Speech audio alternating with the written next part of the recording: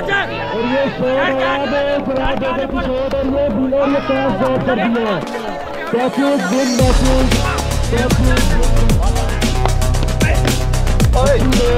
अपनी ball pass ball कराने के लिए आते हैं और पास बॉल कराने के बाद और लास्ट बॉल अब्दुल्ला और वो इंटर मिडिल का बैट भी और वो